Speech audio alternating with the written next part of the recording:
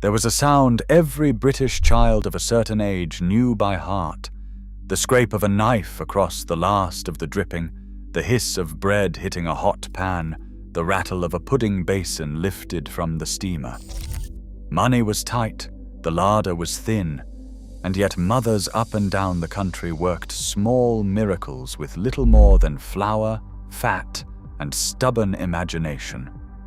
These were the meals eaten before payday, the suppers served by firelight, the puddings that made a hard week feel almost kind. Today we are counting down 25 meals every British kid was raised on when money was tight, the dishes that tasted of make-do, of love, and of a childhood that asked for so little. Let us begin with number 25. Number 25. Sugar sandwiches were the treat that cost almost nothing, yet meant the world to a child sent off to play. 2 slices of white bread, a smear of margarine, and a scattering of granulated sugar pressed flat under a palm so the crystals would not tumble out. By the late 1950s, a bag of sugar cost only a few pence, and a loaf cost a little more, which made this the cheapest sweet a mother could offer when the biscuit tin stood empty. The bread softened where the margarine met the sugar, turning sticky and faintly crunchy in the same bite. Children carried them wrapped in greaseproof paper to the rec, the park, the back lane. Oral histories recall the guilty thrill of it, the sugar dissolving on the tongue long after the bread was gone. It was indulgence on a shoestring, a small kindness pressed between 2 slices. Number 24. Banana sandwiches arrived only when there was a banana to spare, which made them rarer and more precious than the price alone suggested. A single banana mashed with the back of a fork until smooth, sometimes sweetened with a whisper of sugar, then spread thick across buttered bread. In the years after rationing finally ended in 1954, fruit returned slowly to ordinary tables, and a banana was a small event in a working-class kitchen. Mothers stretched one fruit across 2 or 3 rounds, slicing the sandwiches into neat triangles for a birthday tea or a Sunday treat. The bread turned soft, and the banana browned at the edges if it sat too long. Children loved the sweetness, the gentle squash of it, the way it felt like something fancy. For a few pence and 1 ripe banana, a tea time could feel like a celebration. Number 23. Bread and milk, known in many homes as pobs or pap, was the supper for the very young, the poorly, and the nights when nothing else could be found. Torn chunks of stale bread were dropped into a bowl, covered with warm milk, and dusted with sugar until the whole thing turned to a soft, comforting mush. By the early 1950s, milk was delivered fresh to the doorstep, and bread went stale faster than any family liked. So this dish solved 2 problems at once. The warmth of it soothed a child shivering against a damp bedroom wall. Mothers fed it by the spoonful to babies and grandmothers alike, the same bowl bridging the generations. Diaries from the era recall it as the taste of being looked after, of being tucked in. Plain, pale, and humble, bread and milk asked for nothing and gave a kind of quiet comfort. Number 22. Marmite and Bovril soldiers turned a thin slice of toast into something a child would actually finish. Toast was cut into long fingers, buttered while still hot, then painted with a savory smear of Marmite, or, in many homes, Bovril dissolved in a little hot water and brushed across the surface. By 1955, a jar of either sat in nearly every kitchen, lasting months because so little was needed. The salty, beefy tang divided children as sharply as any dish, some demanding it daily, others fleeing the smell. Dunked into a soft-boiled egg, the soldiers became a proper supper for the price of a single egg and a scrape of spread. Oral histories recall mothers using Bovril as both drink and flavoring, stretching 1 jar across endless meals. It was iron, warmth, and reassurance, all delivered on a finger of toast. Number 21. Tinned spaghetti on toast was the modern marvel that working families embraced the moment it became affordable. A tin of spaghetti in tomato sauce, gently warmed in a pan, then tipped steaming over a slice of buttered toast that soaked up the orange juices beneath. By the 1960s, tinned spaghetti had become a staple of the store cupboard, costing only pennies and keeping for years on the shelf. Children adored the soft, sweetish tangle of it, the way the toast went soggy at the center and stayed crisp at the crusts. Mothers reached for it on the busiest evenings, when there was washing on the line and a baby on the hip. The advertisements called it convenient, and for once the promise held true. A whole supper, hot and filling, for less than the price of a loaf, ready before the kettle had boiled. Number 20. Fish finger sandwiches earned their place at the tea table the moment frozen fish fingers arrived in British shops in the mid-1950s. 3 or 4 fingers, grilled until golden, were then crammed between thick slices of buttered bread with a squeeze of tomato sauce or a smear of salad cream. A box of fish fingers cost little and fed several children, which made it a godsend for families counting every coin. The contrast was the joy of it, the crisp orange crumb against the soft white bread, the cheap fish inside tasting almost luxurious to a hungry child. Oral histories recall the scramble to claim the crispiest finger, the sauce running down small wrists. Mothers liked that it cooked under the grill while they got on with everything else. It was fast, it was filling, and to a child it felt like a feast wrapped in 2 slices.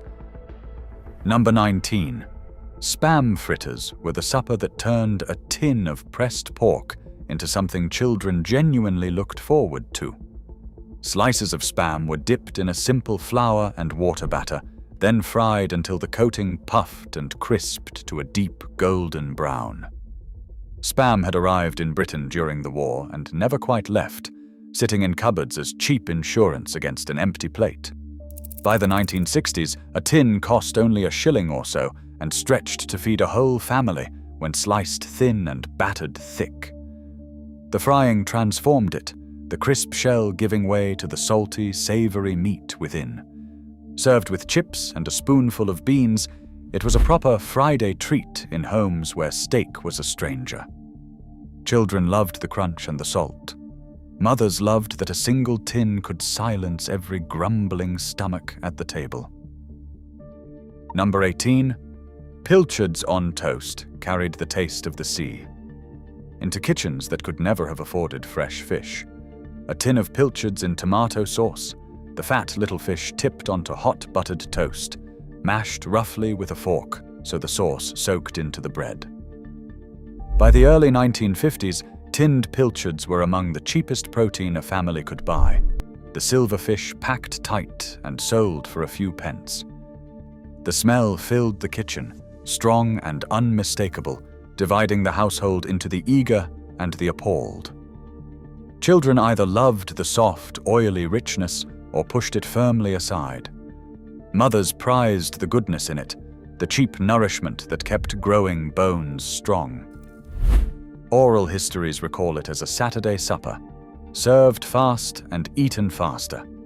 It was the ocean on a budget, a humble tin doing the work of a fishmonger's slab. Number 17.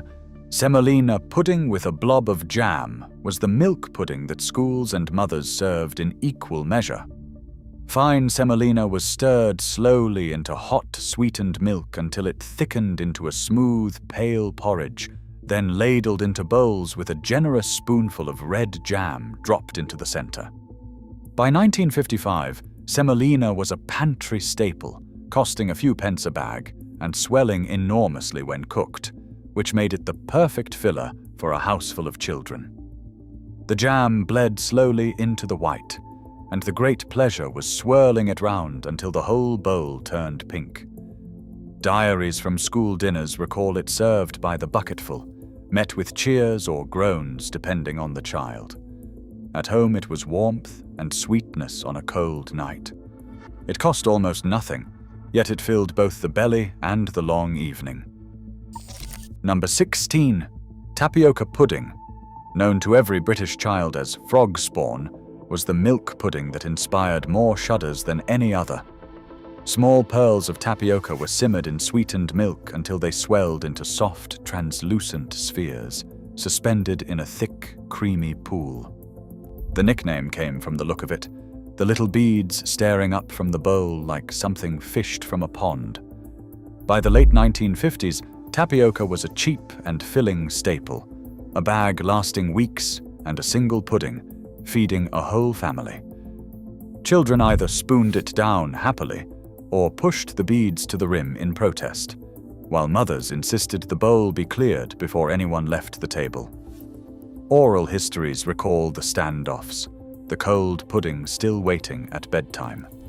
Loved or loathed, frog spawn was the taste of a thrifty kitchen, sweetness conjured from milk, sugar, and the cheapest grains on the shelf. Number 15. Beans on toast was the supper that needed no recipe and forgave any cook, which made it the backbone of countless British childhoods. A tin of baked beans warmed in a pan, then poured generously over 2 slices of toast, the buttered bread vanishing beneath a tide of orange sauce. By the 1960s, baked beans were among the cheapest hot meals in the country, a tin costing pennies and feeding 2 hungry children in minutes. The sweet tomato sauce soaked into the toast at the edges while the center stayed crisp, and a sprinkle of grated cheese turned an ordinary tea into a small luxury. Mothers reached for it when funds ran lowest and the week ran longest. Children rarely complained.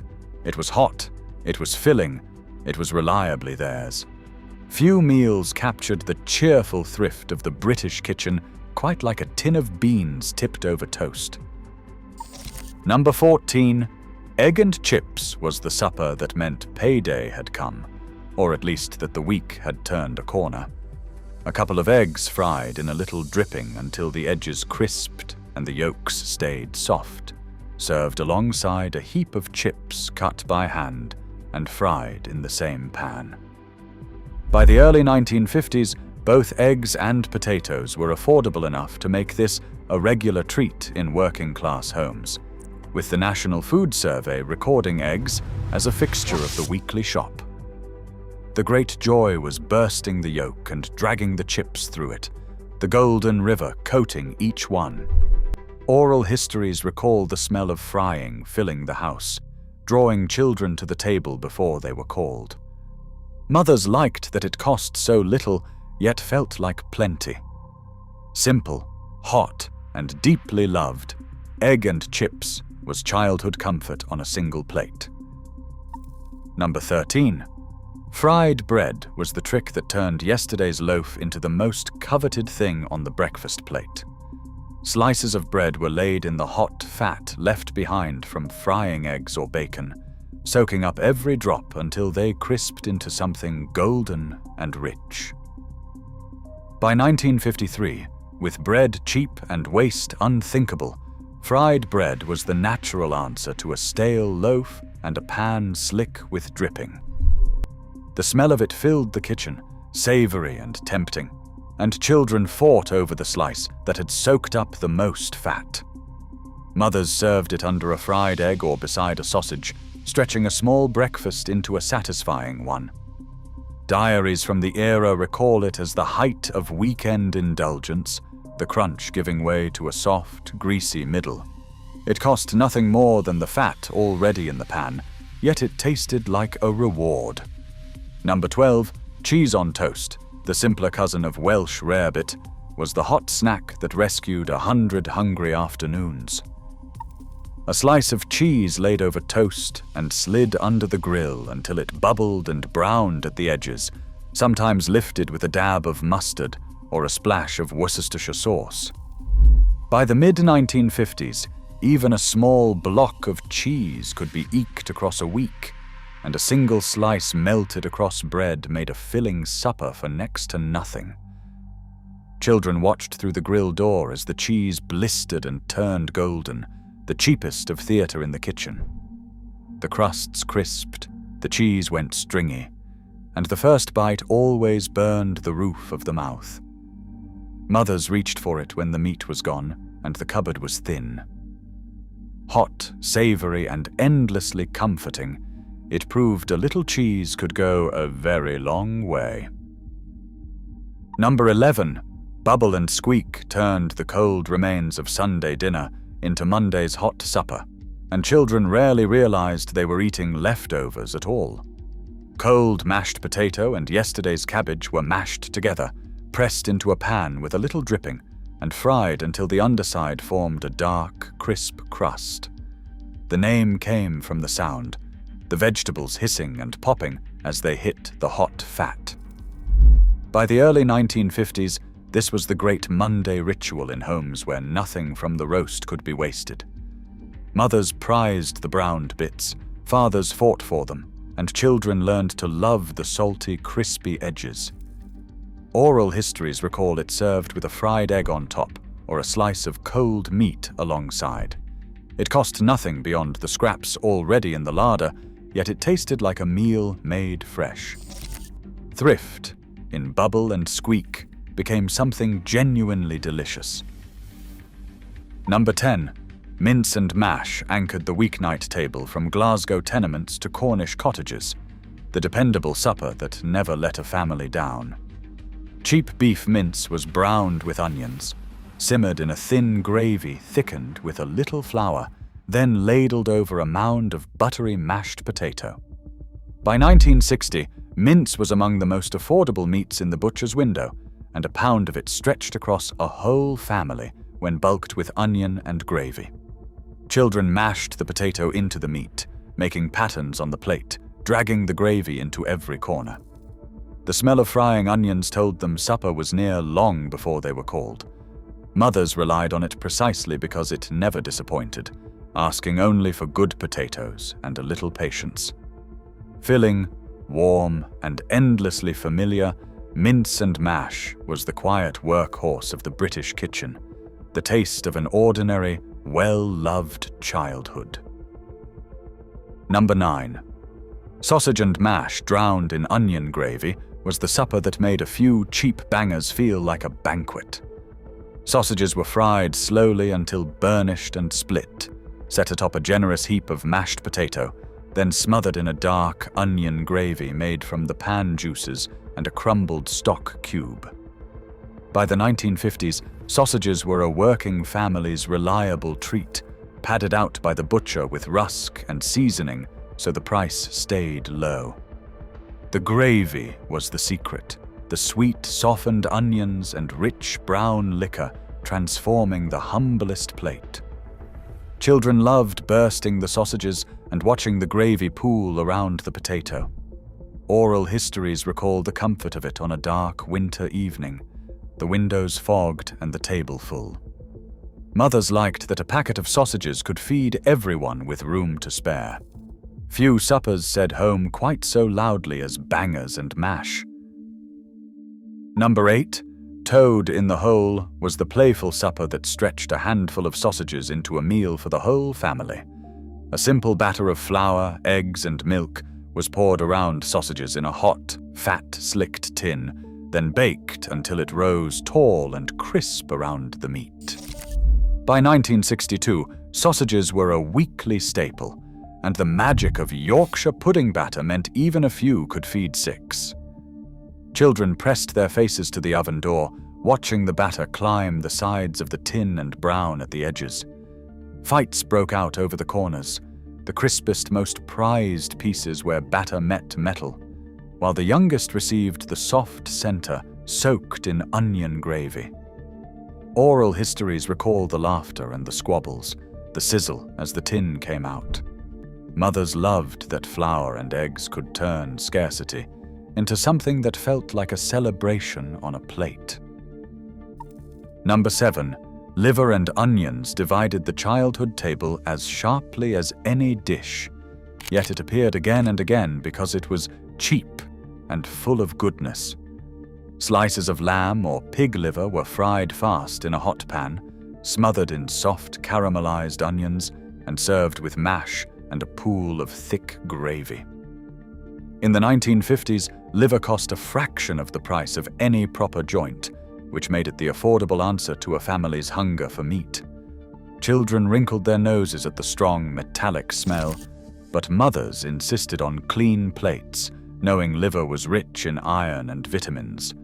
The trick was speed, for a minute too long turned it tough and bitter. Oral histories recall the weekly liver supper, the arguments over who got the crispiest onions. Loved by some and endured by others, it was the taste of a mother determined to keep her children strong on very little. Number 6, faggots and peas carried the taste of thrift from the Midlands to tables across Britain, a dish that made a virtue of the cheapest cuts the butcher could offer. Pig's liver, heart, and belly were minced with onion, breadcrumbs, and sage, shaped into balls, and baked until the kitchen filled with a rich, herbal scent. Served with mushy peas and a thick onion gravy, it was a meal that stretched a shilling into a feast. By the late 1950s, shops across the Black Country sold them by the dozen. Their windows steamed and their counters crowded with workers seeking a cheap, filling supper. Children watched mothers ladle the gravy over each faggot, soaking every last pea. Oral histories recall the secret blend of seasonings each family guarded. It was offal transformed, the parts others might have thrown away made into something savory, satisfying, and proudly local on the cheapest of budgets. Number 5. Rice pudding brought a rare moment of pure sweetness to kitchens shaped by thrift and endurance. Short grain rice was stirred into sweetened milk, sometimes enriched with a splash of evaporated milk, then baked slowly until it turned golden, and a thick skin formed across the top. By 1955, National Food Survey figures showed that 7 in 10 families made rice pudding at least once a week, a testament to its place as the dessert of ordinary Britain. The skin divided households as sharply as any main course, some children fighting for it, others scraping it aside to reach the creamy heart beneath. The scent of warm milk and nutmeg drifted through the house, promising comfort after a plain day. Mothers prized how little it cost, a handful of rice and a pint of milk feeding everyone. Rice pudding stood as proof that comfort could be conjured from the very simplest of things. Number 4. Bread and butter pudding was the dessert that turned stale bread into a genuine kitchen triumph, the rare treat children actually hoped to find waiting. The ends and crusts no one wanted were buttered, layered in a dish with a scatter of currants, then soaked in a custard of eggs, milk, and sugar, and baked until the top crisped golden and the middle set soft and custardy. In Women's Institute cookery classes, it was held up as the model of economy, a recipe that made virtue out of scarcity.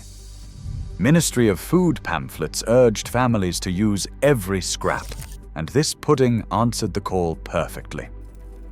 The scent of nutmeg and vanilla drifted from the oven on a Saturday afternoon. Mothers spooned out generous helpings with a jug of hot custard to stretch the sweetness further. It cost almost nothing, yet it filled the table with warmth and a quiet, grateful pride. Number 3. Jam roly-poly rolled across British school canteens and kitchen tables as the undisputed champion of suet puddings. Thick dough, heavy with suet and flour, was spread with a generous slick of bright red jam, then rolled tight and steamed until the kitchen windows fogged and the pudding swelled with sticky sweetness. In the 1950s, school dinner registers listed it as a weekly fixture, its arrival met with cheers or groans depending on the child. Slices landed steaming on the plate, dense enough to slow the hungriest appetite and always swimming in a pool of thick yellow custard. The essentials never changed: suet for heft, jam for cheer, and a shape that promised seconds. Oral histories recall the unspoken contest to manage a second helping without flagging. It was a morale booster in homes still shaped by rationing. The simplest ingredients turned into a celebration of sweetness and warmth. Number 2. Condensed milk sandwiches, known affectionately as Connie Oni Butties, were the sweet that lived forever in the memory of any child who tasted them. Sticky, sweetened condensed milk was spread thick across buttered bread, oozing from the edges as small hands pressed the slices together. A tin of Carnation, or its rivals, cost only a few pence and lasted weeks in the cupboard, doled out drop by golden drop.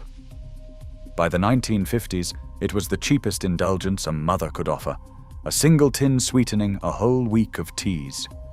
The sandwich was almost impossibly rich, the condensed milk gluing the bread to small fingers and the corners of small mouths.